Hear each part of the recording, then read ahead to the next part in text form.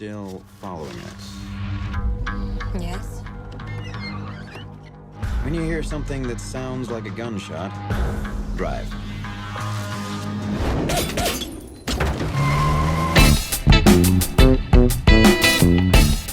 Hi, welcome again to the latest episode of FCKL. FCKL. Today, we are reviewing The Man from U.N.C.L.E. U.N.C.L.E. For those of you who have never heard of it, it's a 1960s Yep. TV series. So, this is a modernized yet throwback version of The Man from U.N.C.L.E. It's a remake, as in many other remakes. So, it stars Superman, Yes. Henry Cavill. It stars The Lone Ranger. Armie Hammer. It stars Hugh Grant, playing Hugh Grant. Yes. And it stars the ever-delectable Alicia Vikander. Yes. It was last reviewed for the movie Ex Machina. Ex Machina. I mean, I wish it would have been on the sofa. But well, anyway, the movie is directed by Guy Ritchie. It's the sort of the origin story behind the formation of U.N.C.L.E. U.N.C.L.E. is this crime-fighting international spies. It's a big thing in the 60s, but... That's why I think in the 60s, a lot of things like U.N.C.L.E., S.H.I.E.L.D., it has to be pronounceable acronyms. Okay, set in the 60s, one of them is American, played by the English guy, the other one's Russian, played by the American guy. And then there's the German, played by the Swedish lady. Yes.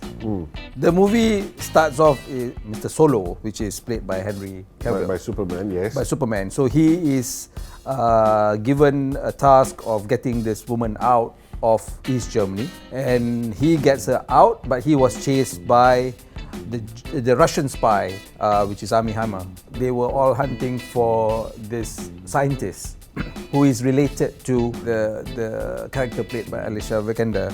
Actually, the story really didn't make much. It wasn't really something that what you call drew my attention to the movie.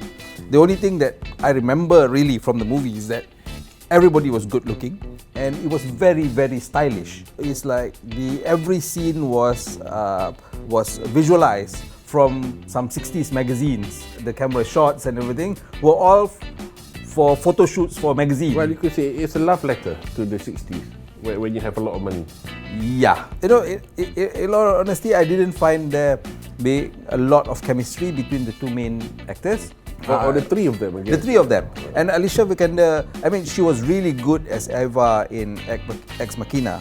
But this one, she was like, it was as though she was just there to look good rather than for her acting chops. I think Alicia Vikander was only, for me, in Ex Machina was really awesome because she got her tits out.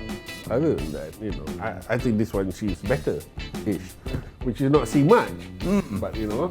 I thought she was alright in Ex Machina, but yeah. For all you out there who haven't seen the movie, if you are expecting a geezer movie, this is not a geezer movie. Definitely not.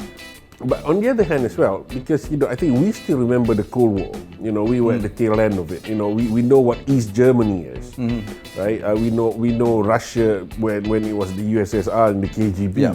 Even though we weren't born when this movie was set, but at least it still resonate for us. And for me, it did. You know, it sort of reminded me of all the Cold War novels I used to read. You know? Yeah.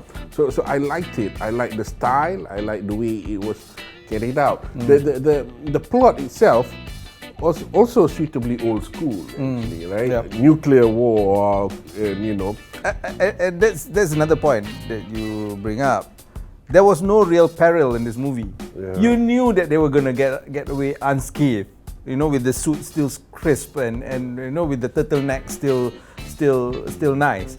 But then because this is not a geezer movie. It's not an English. It's not a British movie. I think that's part of it. Kingsman had more humor, and you know, it's a hark back to the 60s spy thing.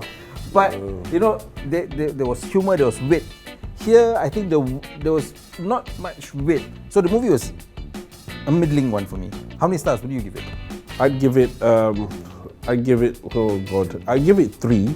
It's not too bad for me. Maybe it would have helped if there was better chemistry between Armie Hammer and Alicia Vikander as well.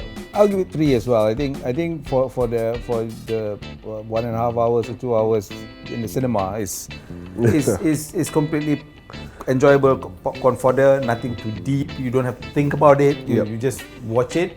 Look at the pretty people. Look at the pretty clothes that they wear. And and just enjoy the 2 hours or so. So yeah, that's it.